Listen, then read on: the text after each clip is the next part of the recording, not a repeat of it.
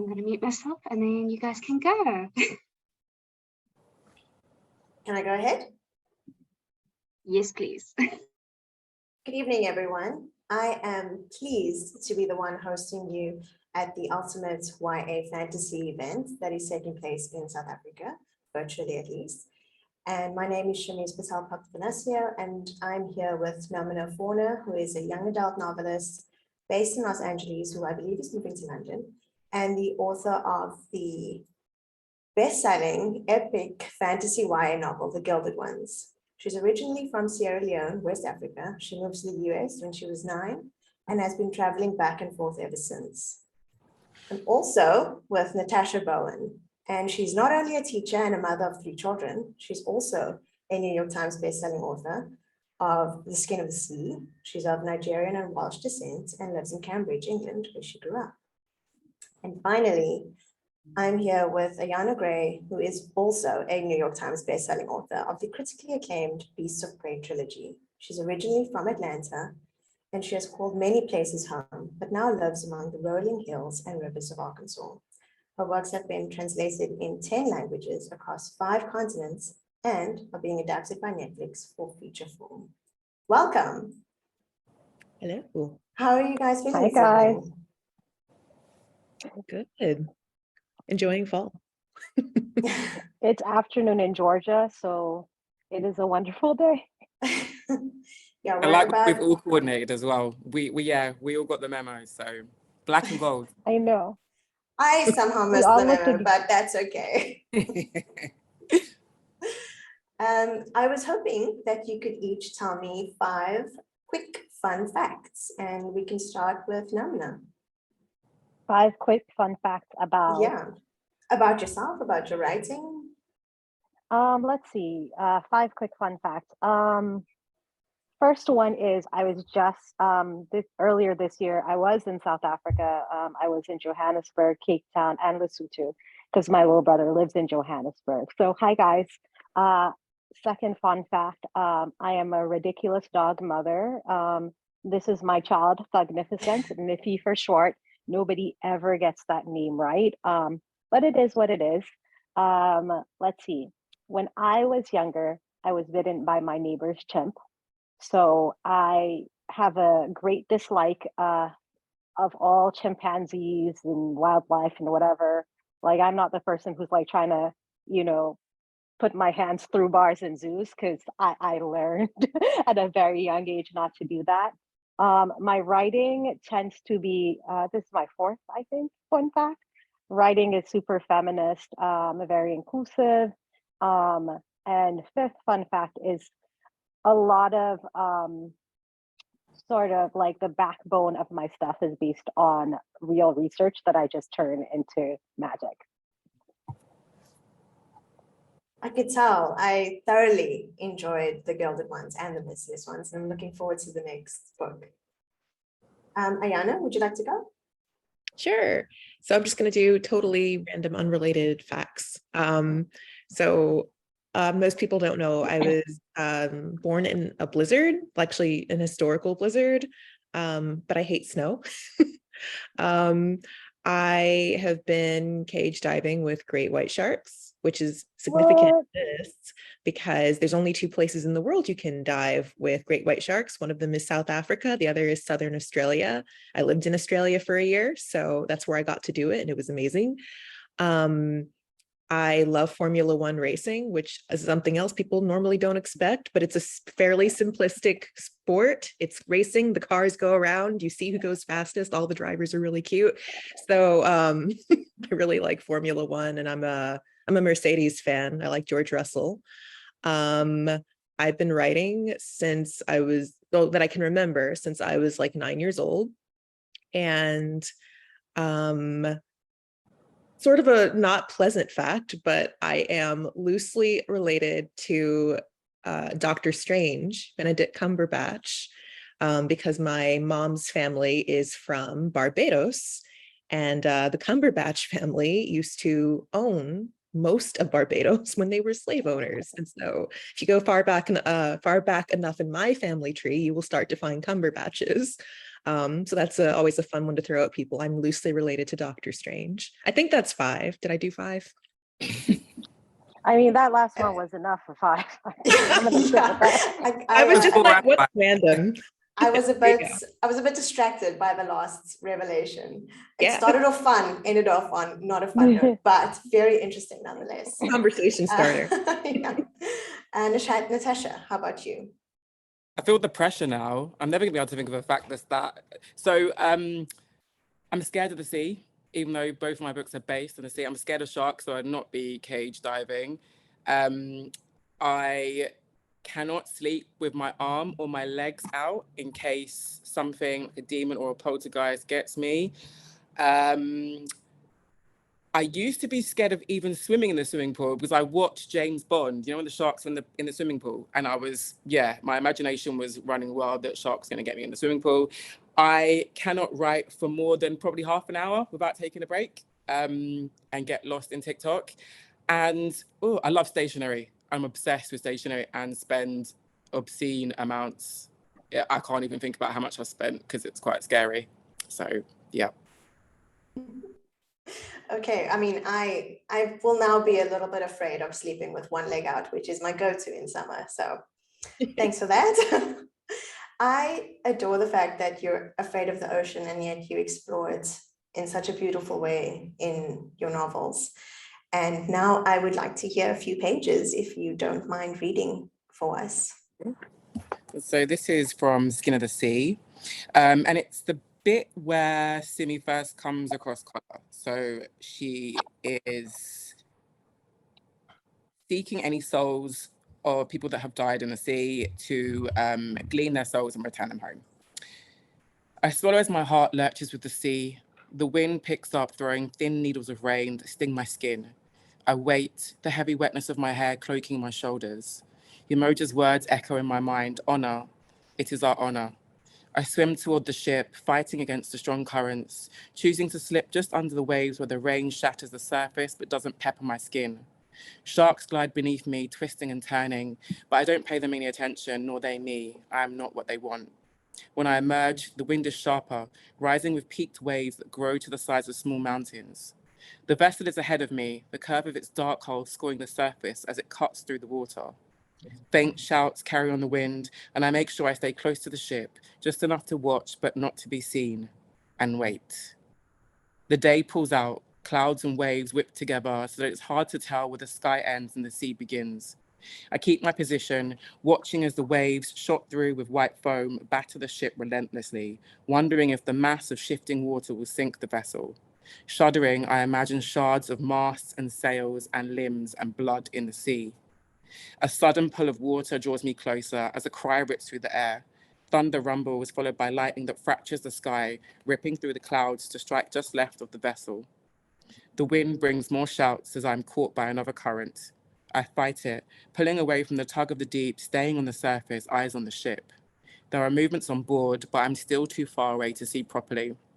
I hesitate, wanting to be closer, wanting to see, but I know it's too risky, so I swim down just beneath the waves in reach of the hull.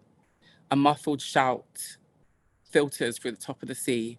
I glide underneath the wooden bottom of the ship, peppered with barnacles. Its length spans only a fraction of the whales I'm used to. I plan to surface on the upper side of the vessel, but pause when the darkness shifts. The clouds must have parted momentarily because a large shaft of light splits the water. I start toward it just as the depths are filled with a great crash, bubbles rising and bursting. As the small pockets of air dissipate, I see it. A body, dark brown skin gleaming as it cleaves the layers of the sea. I'll stop there before it gets too intense. Oh, that was intense. I love reading that scene. Gosh, you should do your own audiobook. Oh no, I hate the sound of my own voice. Ayana, do you have a piece for us? Sure, that was so good. Oh my gosh. Mine's like probably a little more lighthearted. Beast to Prey, one of my favorite things about my own book is that it's full of monsters and mythology that people normally don't know about. And I chose this One, because this is a mythical creature that is tied to Zulu folklore. So, Kofi pursed her lips. I don't know why, but I have this feeling we should head northwest today. Northwest, Ekon repeated, as in the exact opposite direction of the heart. Kofi twisted the hair around her finger faster. I know it sounds weird, but you want us to change our entire plan because you had a feeling? At once, Kofi's eyebrows rose. Didn't you have a feeling yesterday when you let us into a lair full of spiders? The accusation was offhand, but it still stung. Ekon's voice came out harsher than he intended when he answered. The whole reason we ended up anywhere near there was because you led us into a magical fog that knocked us unconscious, which caused a giant spider thing to rob us. Kofi rolled her eyes. God smite, you might be the most dramatic boy I've ever. Stop swearing, point proven. Against his will, Ekon's voice rose. Do you ever act your age, or are you always this immature? Kofi scowled. Do what you want. I'm going northwest. Have fun with your little picture book. It's not a picture book. Ekon held Nkrumah's journal against his chest protectively. It's a historical journal of illuminated natural. A long shriek made them both go stock still at the same time. Ekon felt a tremor in the dirt. His blood ran cold, and he watched Kofi's expression change from one of defiance to utter horror. The wet growl that tore through the quiet was unlike any other sound he had heard in all his life. Slowly, he turned and felt his skin prickle. Never had he seen such a creature like the one before them. His first instinct was to call it a snake, a name largely attributed to its thick serpentine body and dark brown scales.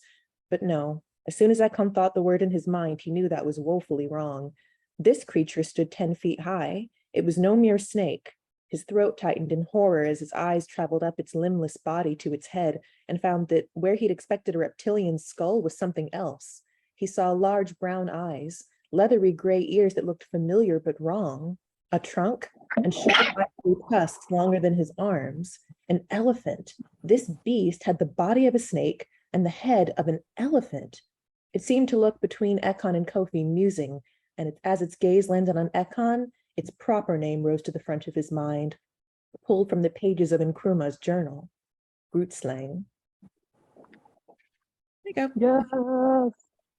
And I mean, as this is a South African panel, I'm sure everyone recognizes the word slang is snake in Afrikaans. I'm not sure if it's the same in Dutch, so I thought that was very cool. I really enjoyed the creatures that we all created or drew inspiration from other African mythology. It was very interesting and very well done.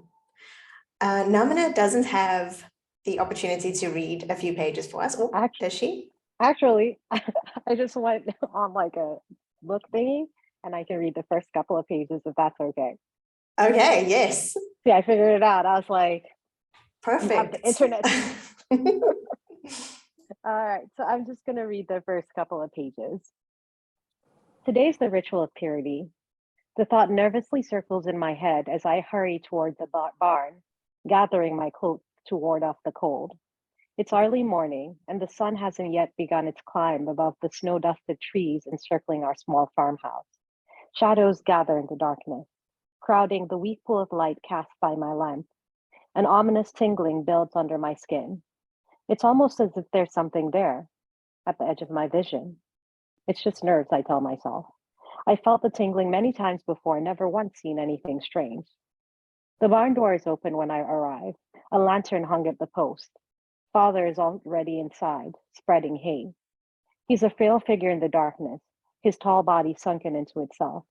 Just 3 months ago, he was hardy and robust, his blonde hair untouched by gray. And then the red pox came, sickening him and mother. Now he stooped and faded, with the roomy eyes and wispy hair of someone decades older. You're awake, he says softly, gray eyes flitting over me. I couldn't sleep any longer, I reply, grabbing a milk pail and heading towards Norla, our largest cow. I'm supposed to be resting in isolation, like all the other girls preparing for the ritual, but there's too much work to do around the farm and not enough hands. There hasn't been since mother died 3 months ago. The thought brings tears to my eyes and I blink them away. Father forks more hay into the stalls. Blessings to he who waketh to witness the glory of the infinite Father, he grunts, quoting from the infinite wisdoms. So, are you prepared for today? I nod. Yes, I am. Later this afternoon, Elder Dorcas will test me and all the other 16-year-old girls during the ritual of purity. Once we're proven pure, we'll officially belong here in the village. I'll finally be a woman, eligible to marry, have a family of my own. The thought sends another wave of anxiety across my mind. I glance at Father from the corner of my eye. His body is tense, his movements are labored. He's worried too. I had a thought, Father, I begin. What if? I stopped there, the unfinished question lingering heavily in the air, an unspeakable dread unfurling in the gloom of the barn. Father gives me what he thinks is a reassuring smile, but the edges of his mouth are tight. What if what? He asks. You can tell me, Deka. What if my blood doesn't run pure? I whisper, the horrible words rushing out of me. What if I'm taken away by the priests, banished? I'll stop there. I remember when I started this book, after about 10 pages, I texted my little friend group and was like, you have to read this. It drew me in immediately. Thank you so much for sharing it with us. Off to some questions. All right. You all write series, and there are often large periods of time between writing book 1 and 2 or 3. And how do you find your character's voice after taking such a long break? I don't think we take breaks. I know everyone's just been writing book after book, so it's like you never left them. And I think even if you do, it's like those friends, you know, you have some friends that maybe you don't speak in 6 months, and then when you see them, it's like nothing has changed. No one's annoyed at each other for not speaking, and you still laugh at the same things, and you still know, you know, what their favorite drink is or their favorite snack. I think it's like that with characters that you love and you've spent so much time with. You just have that connection, and so going back to the story usually is just a pleasure to go back into that world. Well, for me anyway, I'm speaking for everyone. Well, I'm not. You can speak for yourselves, but yeah, I think when you love that world and you've created those characters, they become real to you, and the world becomes real. And so going back in it feels like going home or to a familiar place.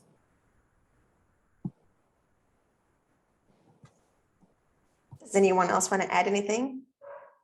I think Ayana needs to be unmuted. Oh. I was trying to mute myself so I didn't make noise while anybody else was talking, and then I just did the same thing that I did to Natasha. I agree. Like, I know from the reader side, it seems like, you know, why can't these books come out faster? I assure you, most of us are writing as fast as we can, because books usually have to be done like a year before they come out. So while book 1 is coming out, book 2 is being written to come out. So, you know, and I agree. Like, I think when you know characters and love them, like Natasha said, you naturally kind of tap into their voice. And I go back and reread. Sometimes if I get lost, I go back and reread my own previous books. I research and look back at the parts that had the most fun writing and try to remember, why did I have so much fun writing that particular scene? And then I take that and channel it into the next book. That's brilliant advice. I would agree with all that, but also add that there's a period of sinking in when you're writing, when you start writing like the next book, where I don't know if you guys are like this, but for me, it'll take like maybe a couple of weeks. And then there's a point where it's like, everything switches back off and you're like back in that world again and back in everything again. But sometimes it does take like a little time to like sink back in, unless you're like going exactly back to back to back. That makes sense. Speaking of characters, Natasha, you mentioned that they feel like old friends. Who is your favorite character to write? This is directed at all of you. I think in Skin of the Sea, it was Yinka, because she has 2 axes and yeah, could easily chop people's heads off. And in Soul of the Deep, it was Eshu, I think, because he has a different role in the second book, but he's still the same annoying character. So it was fun to write. It's fun to write the fierce and the annoying people, for me anyway. I would agree. Like, my favorite character to write is White Hands, and that's because I never actually know what she's going to do. a lot of times her dialogue comes out of left field for me, and I'm like, oh wait, I wasn't expecting that, and I love being delighted and surprised by her. But I would say another character that I'm always delighted by is Britta, because she tends to lift. Like the Gilded Ones can sometimes be heavy, and then Britta comes in with like something that like she's has a way of saying very practical things in like very funny ways, and I really appreciate her for that. Oh, it's hard. So Beasts of Praise in 3 POVs, Kofi, Ekon, and then a mystery POV named Adia. And they're all, it's like picking your favorite kid. I don't have my own kids, but that's how it feels.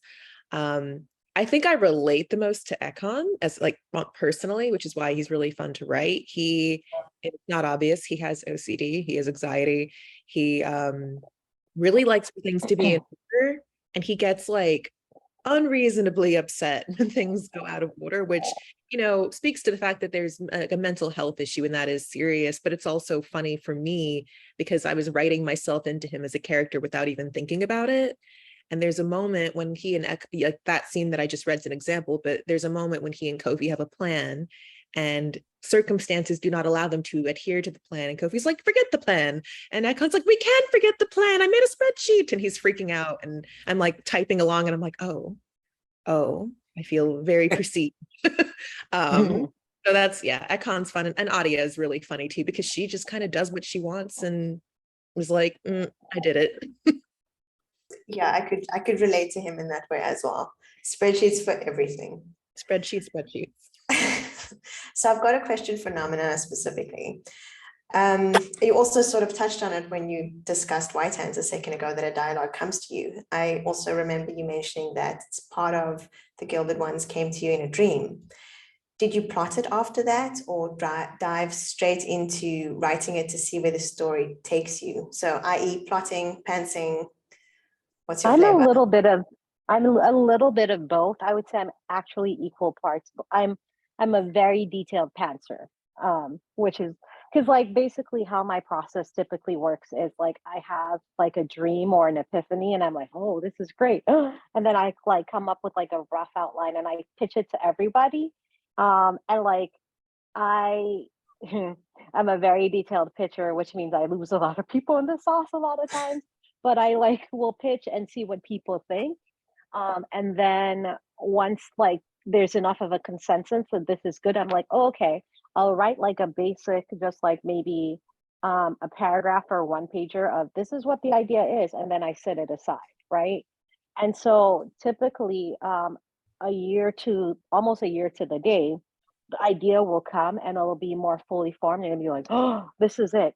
And that's when I'll actually sit down and write my outline, and that's a more detailed outline, which like usually like 8 to 10 pages. But even in those 8 to 10 pages, which seems like a lot, I end up surprising myself all the time, because as I'm writing, like things occur to me, and if something particularly good occurs to me, I'll just like follow it and rewrite the outline to accommodate for what's happening.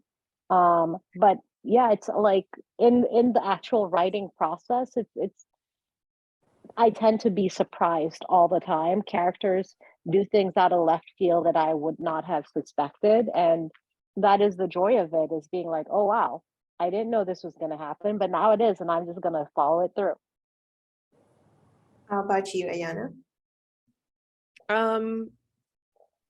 I want to like ask me again. I want to make sure I don't like ramble. I was thinking about Namina's answer. Are you a pantser or a plotter? Okay, so I feel like this is a spectrum. Like this is probably George R.R. Martin's fault, bless him, because he started this conversation about architects and gardeners, and I feel like a lot of times writers are asked to like it's one or the other, when in reality it's more of a spectrum, and people just kind of fit along this spectrum. I think, yeah, I'm like 80. If it's a spectrum, I lean more towards plotter. I'm like 85% plotter, but I leave a little bit of room to surprise myself, and I leave a little bit of room for discovery, because sometimes I can plot and think this is a brilliant idea, and then I get to that chapter and I'm like, well, I'm not having fun, or well, this doesn't feel as cool as I thought it would be when I was outlining it, and I need to give myself an out, and I need to give myself room to do something else. I mean, I just finished Beasts of Prey 3 and that happened. I was like, they're going to meet this person. And I didn't really have much plan for when they actually met them. And then when I got to it, I was like, oh, this whole other thing can happen. And that's much more exciting. And that's the rule. I have to be excited while I'm writing. So I do need to plot. Yeah, I need to plot, but I leave some room for myself. And you, Natasha? Yeah, I think I used to try and just write off the cuff. I thought I could write organically. And then I found I wasn't really getting further than the first sort of third of the book. So, and then I should have known, because I'm quite anal. Namina knows I have Post-it notes everywhere. I like to like change them and move them around. I don't like spreadsheets. I have to physically see it and touch it. And I think it helps. I feel I feel safer knowing what's roughly going to happen, but it's not a very detailed outline. So then things often come in, or twists come in, and then like Namina said, it might change, something else might change, or a character might go on a different journey than I would have planned for them. But I need to know roughly what happens. And then, like Ayana said, if you're excited while you're writing it, if you get to the point when you're thinking, oh, this is dry and I'm not enjoying this, then I know that if I read it, I wouldn't enjoy it either. So then I have to think of something else. But yeah, it's definitely a mixture. And I find as well that I write differently longhand than I do on a laptop. So sometimes that's probably why I have Post-it notes. I feel like it flows a bit differently if I'm writing stuff down rather than typing. Maybe it's my brain. I think it makes sense. Just a quick one to anyone listening. We will be taking a few questions, so feel free to think of them in the meantime or post them. And once we get there, I'll be happy to answer a few. Well, ask them to answer a few. Another question that I've got is mostly for Natasha, but it applies to all of you. Skin of the Sea deals with very, very heavy themes. But I found while reading it that there were lots of moments that were incredibly romantic, and the magic in some instances felt almost whimsical. And I think you struck a really, really fine, perfect balance between keeping it heavy and keeping it light. And how did you do that without the one taking away from the other? I think I wanted to create a story that's its origins are dark. And it's a very terrible time in history, but that's not the focus of the book. So even though, you know, the whole reason that Simi is who and what she is because of the transatlantic slave trade, the plot and everything else is more to do with the excellence of West Africa at that time, which is something that I feel isn't represented as much as it should be, mainly because it was easier to dehumanize people so they can enslave them. And I feel like there's a lot that was glossed over. So for me, it was important to have that, even though it was a very difficult time, to have that magic and to show that our stories are more than just trauma, even though it might be part of our origin and parts of our story. It's not just that. There's room for magic. We can be magical. We have all these stories that people don't really get to see very often. So I think it's making sure that the focus was on that, whilst not shying away from what actually happens. And making sure that West Africa was presented in such an amazing way, and focusing on that love, not just romantic love, but that love for family, friends as family, and that love for yourself as well. I think Simi goes through quite a journey of acceptance of what she is now, and less of a focus on perhaps what people will think of her, and her choices are more rooted in love and following her own values. That was quite a rambly answer, so. Well, you answered, and also just wanted to say that you definitely succeeded in balancing all those things. Thank you. I mean, the same applies to Namina and Ayana in slightly different ways. I find with Ayana, there was a lot of humor in between all of the terror. And with Namina, there was a lot of hope and a lot of soft moments between the friendship between the girls, especially, which Hands down my favorite thing. So if you'd like to comment on that, please, I'd love it if you do.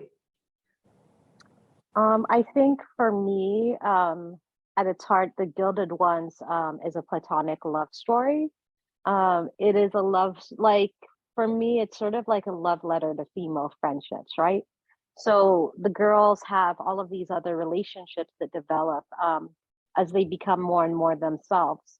And of course, they are living in extremely traumatic circumstances.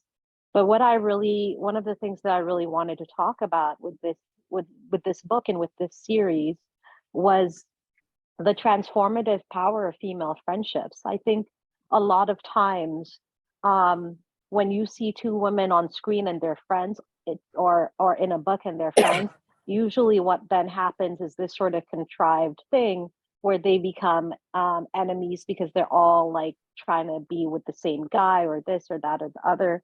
And that has not been my experience with female friendships. My experience with female friendships has been that they have been some of the firmest and the best relationships that I have in life. In fact, so I used to live in LA. I literally just moved yesterday and I came to Georgia on my way to England. And the most painful thing about leaving LA was leaving my best friend Melanie behind. I literally moved where I moved so I could be within a walking distance of her so we could grab morning coffee together. And, you know, that was the type of relationship that I wanted to honor in the Gilded Ones trilogy. And I think that that's why, even though the book has such tough concepts, there's always that joy and that sort of honoring of these relationships. I could definitely feel that. Any comment from you, Ayana? Okay. I was like, yeah. Ayana, you muted again. No, I just didn't know if I should jump in. Yeah, so I think, look, Beasts of Prey is young adult fiction, young adult fantasy. That means a lot of things. But for me, one of the things it meant was writing a book that felt epic and magical and stuff, but also was very true to the teenage experience. And I can only go off of my teenage experience. I'm turning 30, so it's a bit distant now, but I still remember being a teenager so vividly. And what I remember is that it's emotionally such a vivid time, and everything is extreme. So the joy was euphoric, the sadness was absolutely devastating. And so in the story where you've got, you know, Kofi and Ekun are both dealing with past childhood traumas. They're dealing with grief that kind of pervades and hunts them as they're hunting this monster. And that's real. That can be part of some teenagers' experiences. But you look back, or at least when I look back, I remember it being very funny too, and kind of ridiculous. And yeah, it is immature. And yeah, it is flawed. And you're making stupid decisions. And that's all just, to me, very true of being a teenager. And also a person, but also a person, because I'm still make stupid decisions. So yeah, like it's like, it's a nice break, I think, when you're dealing with such heavy things. For me, even when I'm writing, it's nice to have these moments where I make myself laugh, because they're just people being people in the middle of this magical jungle full of monsters and whatever. They're still arguing about, like, which direction do we take? Stop and ask for directions. Why did you stop and ask for directions? Like, that's kind of stuff that makes me laugh. And again, I think, like Natasha said, like I said before, that's the first rule. If it makes me laugh, if I'm enjoying writing it, then that's a good sign that readers will also enjoy reading it. Yeah, and I find those two personalities, they lend themselves well to humor, which is awesome. Ayana, one of the quotes that stayed with me out of context to avoid spoilers is, sometimes you can't lead with your heart, you have to think with your head. And I'd like to know which way you sway. Do you often go in head first or heart first? And does that affect your writing? Oh, I got asked this yesterday. It's a big, again, going back to being a teenager, like that was one of the most difficult things was, do I follow my heart and do the things that make me happy? Or do I follow my head and do the things that maybe make my parents and mentors happy, because that's responsible? And I think it's a very universal dilemma that we face as people, no matter how old we are. traditionally I follow my head because I like to, live up to my parents' expectations and make sure people are proud of me and this and that. And in like the latter part of my 20s, coming into chapter 30 of my life, what I try to do, sometimes I don't get to do it, but I try now to find ways to live my life that allow me to do a bit of both. So for example, like I'm an author. I'm a traditionally published full-time author. And that was a big leap of faith. That was me following my heart, but I'm using my head too. I'm using my mind because my mind is where the ideas come from. So I think the goal is, and this is kind of one of the themes of Beasts of Prey, it's not a matter of having to choose. Sometimes, why can't it be both? Why can't you follow your heart and your mind? Love that. How about you, Namina? So this is one of my problems, is that I'm a head first person. I am an overly analytical thinker, like it, and I have been trying to so it even presents in my writing, where when I write a draft, I will lay out the draft analytically, and then I'll have to come back for emotion, because I think just in my personality, I tend to wait for the right time to have the emotion, and life doesn't actually work that way. And so now I'm trying to be more, if I feel it in the moment, just feel it in the moment instead of thinking. But I guess it helps with writing because you have to like sort of really analyze what you're doing.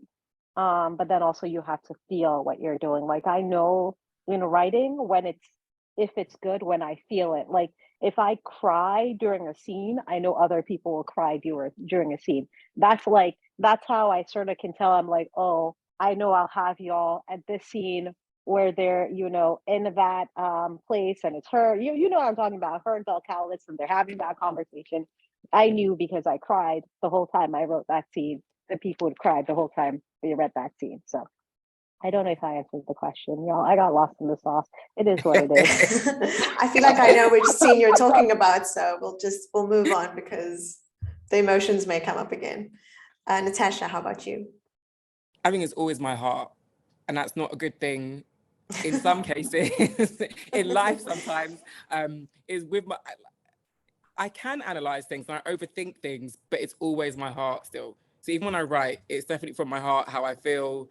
And then, although I do analyze things, I kind of leave that bit to my editor to tell me that this bit doesn't work, or like, you said they're going north, but they're going west here. I'm like, yeah, but look at what they're saying, look what they're feeling. And I tend to, I think that's quite hard when you're going with your heart as well. It can be because you can leave yourself open, I think, and vulnerable, but I quite like that, so I don't mind. But yeah, I don't tend to, I tend to analyze things afterwards, but I always start with my heart. A bit like Simi when she, saves Collar. She's not really thinking, she's just going with her heart. And I think as long as it aligns with my morals and my values, then it's always my intuition and my heart. Okay. A quick and easy question just to end off my questions, and then we'll take some questions that are already being asked on the side. What, in your opinion, is the perfect snack or drink to accompany your books? I was ready to answer, and then you said to accompany your books. And I was like, No, I'm always gonna say tea. I'm a tea person. I like you cannot go wrong with like all the different teas. So I always love having that. And then a perfect snack, I'm gonna say suya. Like I don't know if y'all know what that is. It's like a West African roasted street meat. Yeah, this is what I like. I just like to drink tea, eat suya. I have to try that. Oh yes, it's so good. So good. I think it depends on the stage of the book. I think in the beginning, it's like coffee in the morning and water throughout the day. There might be some points where you need a glass of wine. But yeah, I tend to try and because I procrastinate a lot, I separate my where I write from everything else. So I don't tend to eat in my office when I'm writing. I'll just write and then come out. And I don't really snack that much when especially if I'm lost and I'm in the zone, I sometimes forget to eat, but there's definitely always water there. Unless it's wine, and that's the sticky bit. I got a quick question. Do y'all start to see water glasses piling up across the house? Yeah. When you're writing? At the end of the day, you've got like 6 glasses and they've all got bits of water in them as well. That's how the plants get watered. Dang, Mona, like, you didn't have to put me out there. I mean, I know I'm not the only one who's doing that. I know. That's why I asked y'all on camera. My spouse was like, Ayana, you cannot keep this plate next to you. And I was like, but I'm going to put cake on it. And he's like, you already put cake on it twice. And I'm like, but I might put more cake. And so it's cake. It's Now not I want cake. And Why that's not what mugs? I'm Ayana. doing. Why? Like, why did you bring up cake? Now I want cake. It's yellow cake. It's delicious cake. It's right over there. I'm going to have some after this. Boo! Hits, get off screen. Okay, sorry, please. I'm going to actually answer your question. Is it the cake? It's not cake. Okay, I don't. No, not for Beasts of Prey. Not for Beasts of Prey. I'm with Natasha. I don't snack while I'm writing. I don't really do anything while I'm writing except exist in a semi-comatose state. But if I was like having a Beasts of Prey event and there was a snack like light hors d'oeuvres, I feel like fresh fruit is it. Like fresh fruit with different fruit-based juices like lemonades and fruit punches, and like Kofi and Akon eat a lot of fruit too while they're trying to survive in this jungle and figure out what's poisonous. So like mango's my favorite fruit.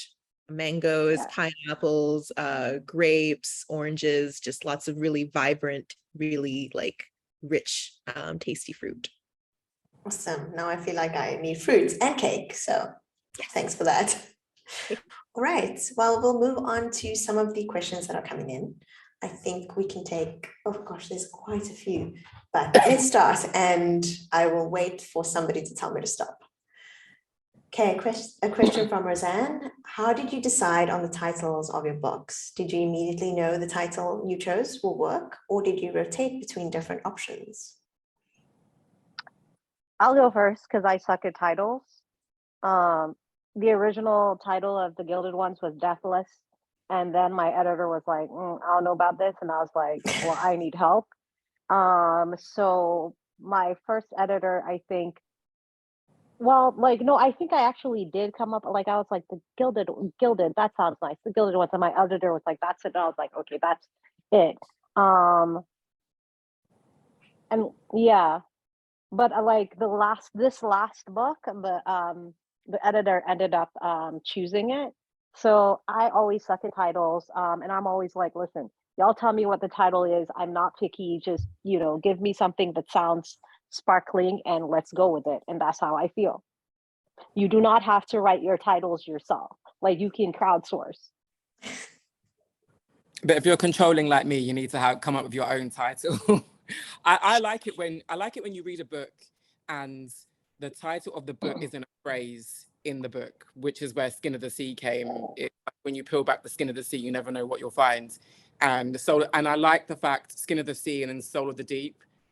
Yeah, I get quite obsessed with, SOTS and SOTD.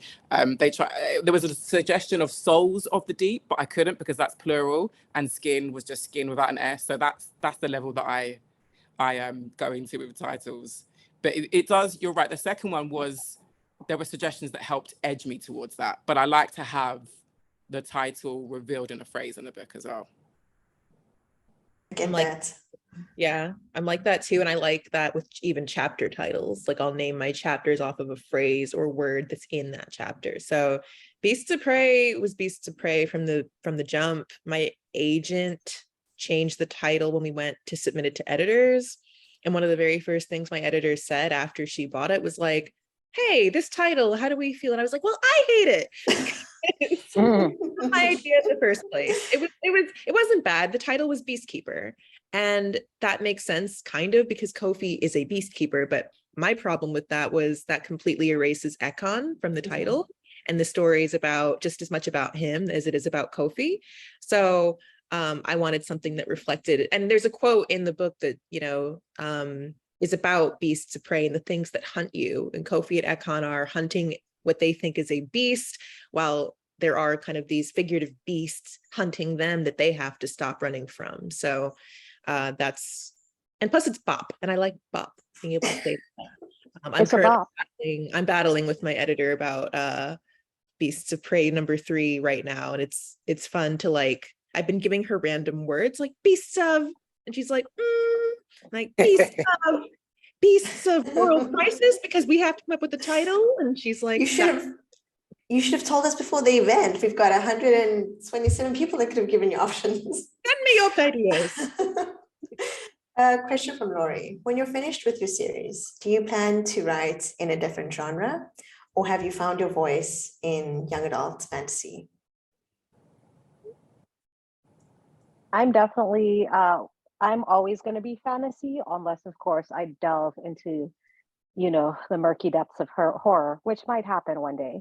But I definitely want to write in middle grade, and I also want to write in adult. So I'll change age categories, but not genre. I think I would perhaps maybe go to adult, but also I really love horror and I'm obsessed with zombies. So because I'm procrastinating, I have started an idea around zombies, but I'm not sure if that would be young adult or adult yet.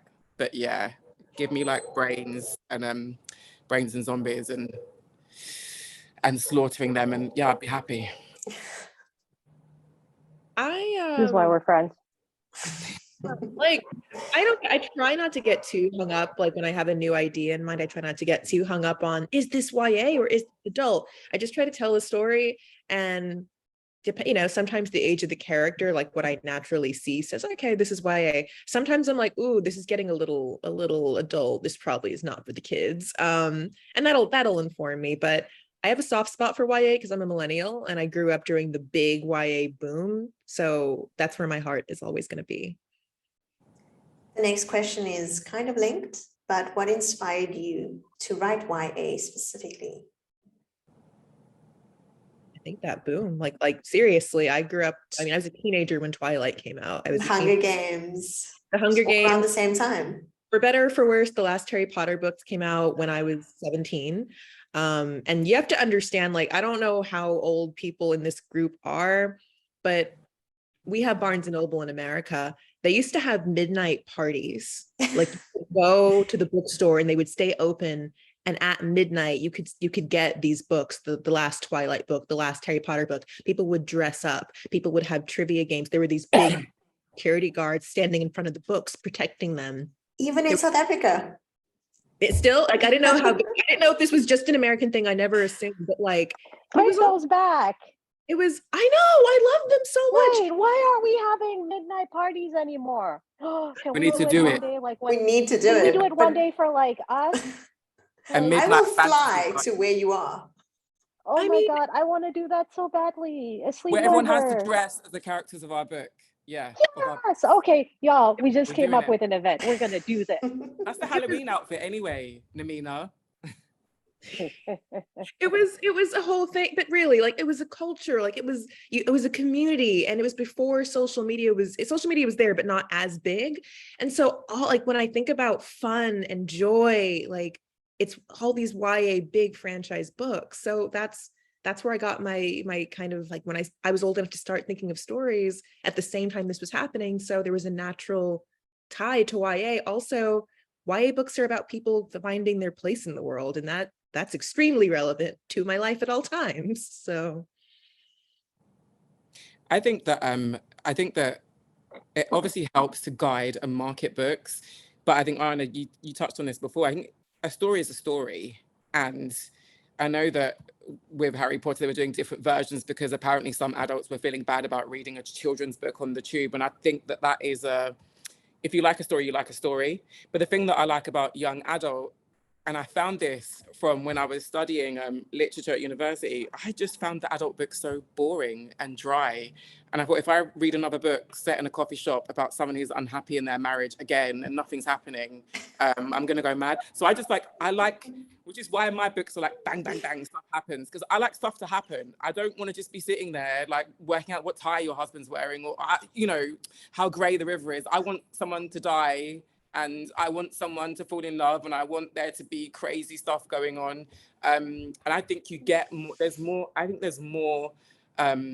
exciting plots in YA, and that's why I'm drawn to it. Definitely YA fantasy, because I find adult fantasy quite dense and hard to get into. Like, the world is there, but then I'm not drawn into anything else. So I feel like it's an accessible, YA fantasy is more accessible for me than adult fantasy. I am dead, Natasha. You said about marriages. I mean, but she's so right. She's so like, it's so true. It is. Like when I'm writing like adult, like I promise y'all, I will write like the most heart pounding, obscene, ridiculous. We want like, the good stuff. I want to be able to read it and be like, yes, like I like that feeling of boom, boom, boom. Like that's what I want. And like adult books don't do, and their covers suck. That's the other thing too. Like they have like the driest covers ever. Okay, I'm gonna stop. Yeah, we know we're tearing everyone apart now. Yeah. We just As an no, adult like, okay, fantasy author, I agree. Oh my God. I mean, like, it'll be better. like, read this book, but like, you're like, all right, so you have to get through 300 pages just to get to the good part. And then, like, the cover is like some bland thing that doesn't even say what it is, but you're trying to market the book. Adult Anyway. fantasy is getting better, and I think it's because more people of color are getting opportunities to publish. But I know, like, as a teenager, yeah, it was like tomes with like 50-page descriptions of swords, and I was like, I'm not here for this. I'm sorry. Yeah, sometimes I look at those books and I'm like, it's how many pages? Yeah. Who has time? Like, Only for it like, to end in a bad marriage. Yeah, I'm like, do I want to spend this much time with you as you are meandering through life, trying to make one decision that determines the yeah. No, Anyway. I don't even want to spend that much time with my friends, let alone characters in a book that are not doing anything.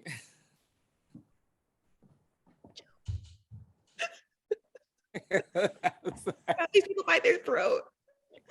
I hope this is being recorded because I would like to rewatch your answers to this question. Especially when I'm writing my next book, so that I can be sure to avoid all of those things. Okay. A question from D. Is being a professional author all you expected it to be? And what is the most challenging part? I want to answer. It's TikTok. Yes. And the whole that loneliness forces you down, or trying to set your own deadlines, but knowing you could actually do what you want. If I just work through the night for 7 days, I could spend all day on TikTok. That's what happens. And then you realize you can't do it. And then that's where no. I think she's talking about a different TikTok. Oh, no. Natasha, you and I have very different relationships. Yeah, that's why I was like, wait, let me hear yeah, because you're making TikTok, whereas I'm watching videos of cats and pimple poppers. And yeah, I'm not making them, I'm watching them. Yeah. Yes, that. So as YA, because so many teens, Gen Z use TikTok, there's definitely been a push for authors of YA to use TikTok because it's free, and because you're able to reach readers, and there are cool things about TikTok, but I am an introvert. I sit in my little corner in the dark. I eat my cake. I write stories. It's what I do. Yellow cake. Yeah, I write crimes. It's what I do. And so like being semi-forced to like put myself out there in such a place where that can be so volatile and viral is terrifying. And not at all what I thought I would have to do as an author. I'm so glad for the people I've gotten to meet through it, but it is scary. And frankly, as a Black woman, you do put yourself in the line of a lot of harassment.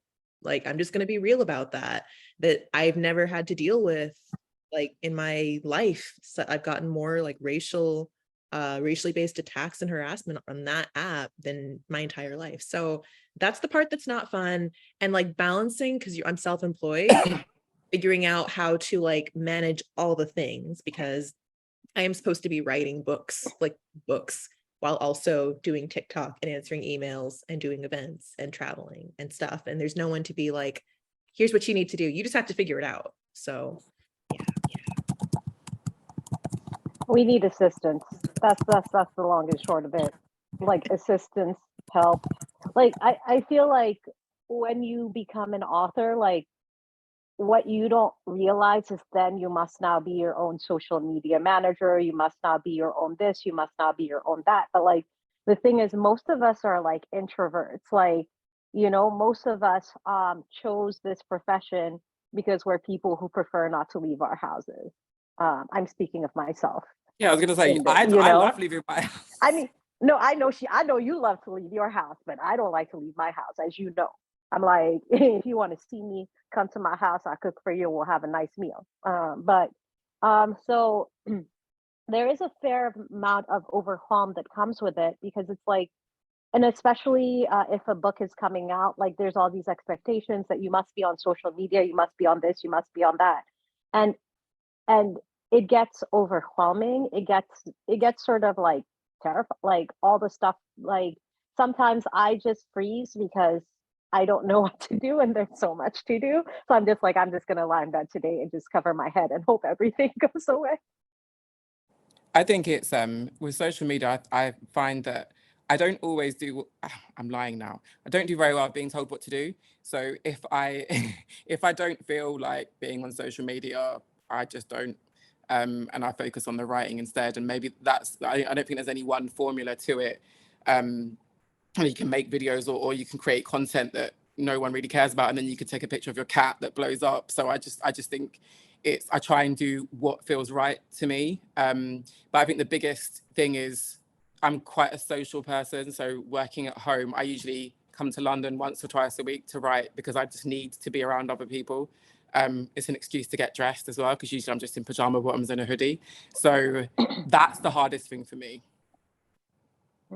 Oh, the best thing is like my pajama fashions have just been so, this is my favorite word because my favorite TikToker, tantalizing.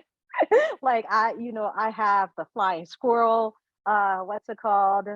Onesie. I got the dragon onesie. I got the mermaid onesie.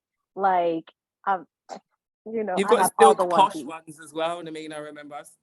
Well, no, that is true. I do have that black velvet pajamas and the red one. But that's for like if I'm trying to pretend I'm an adult, right? Like, because if I'm like in my house, we got I'm like the dragon has a tail. Like y'all don't know. Like it is an astounding onesie. Like I'm that, just saying, but... man. Yeah, and the horn and wings. It's everything. Matter of fact, I should wear it for Halloween. Obviously need one of those. A few of the questions are similar in a sense that they would like to know if there was a particular book or author that not only inspired your work, but inspired your love for fantasy. I know Ayana did touch on this with Twilight and the Hunger Games, but if there is anyone else. I will say this. Say what you will about J.K. Rowling, but like at the time Harry Potter came out, like I literally did not realize that you could write as a career, right? And so she's like, because of her, I realized that writing was actually a viable career. But I would say like the actual sort of authors that influenced my earlier writing would be like I used to read like the magical faraway tree, and I used to read Redwall. Oh, like, do y'all remember Redwall? Brian Jack. Oh my god. Yeah, and I could never pronounce his name. I'm like Brian Jacques. What is it? Anyway, and a particular favorite of mine is Neil Gaiman, because I love how like every book is different. And I know that this isn't it isn't book writing, but like a couple of writers that I really look up to. I can never pronounce their names, so I'm just going to say the writers of Avatar: The Last Airbender. I've always I love their world building. I love the way that they write. So them, yeah. Avatar is still one of my favorites. Yeah. How about you, Natasha? I think I was just thinking about this. I think there's lots of, I've read so many books that they blur as one. I think I was more inspired as a writer. And I'm not talking about stories that people have told you, but I loved the library and I loved bookshops. So I think I was more inspired by the books that I didn't read than the books that I did read. So I loved The Little Mermaid. And I loved Thumbelina, Tales of Fairies and Unicorns, but they were all, the books that were available, the actual books, were all told through a Eurocentric lens. So I think for me, it was wanting to create a story that has that magic and those worlds that you get lost in, but is Black, because there weren't many available when I was growing up. So even the covers that we have, like the covers of all of our books, I never saw any of that. And I think that was a big inspiration for me, because I think the teenagers and the children coming up are gonna definitely have way more choice and way more representation and see themselves in stories, which is so important. So that was my inspiration. That makes sense. We're running out of time, so I'm going to ask just one more fun little question and then we can sign off. Saman wants to know, what would you say to your characters if you could meet them?